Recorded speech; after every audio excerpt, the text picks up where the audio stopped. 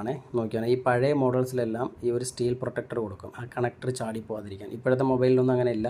ഏറ്റവും കൂടുതൽ സാംസങ്ങിൽ front open display, അതായത് ഫ്രണ്ട് ഡിസ്പ്ലേ നമ്മൾ ഇളക്കത്തില്ല, ആ മോഡലെല്ലാം ശ്രദ്ധിച്ച് നോക്കിയേ. അതിൽ ഡിസ്പ്ലേ സ്ട്രിപ്പ് വരുന്ന സ്ഥലത്ത് നമുക്ക് പ്ലാസ്റ്റിക്കിൻ്റെ ഒരു പ്രൊട്ടക്ടർ കൊടുത്തിരിക്കും, സ്ട്രിപ്പ് ചാടി പോകാതിരിക്കാൻ വേണ്ടിയിട്ട്. പക്ഷേ ഇതിലെല്ലാം നമുക്ക് സ്റ്റീലിൻ്റെയാണ് കൊടുത്തിരിക്കുന്നത് കണ്ടോ.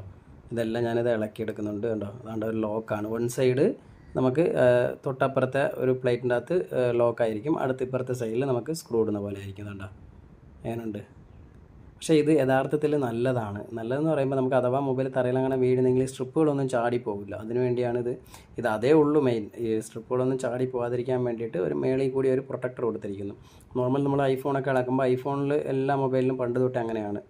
എല്ലാ സ്ട്രിപ്പിനൊക്കെ സെപ്പറേറ്റ് ബാറ്ററിയുടെ സ്ട്രിപ്പിൽ സെപ്പറേറ്റ്, അങ്ങനെ സെപ്പറേറ്റ് കൊടുത്തിരിക്കും.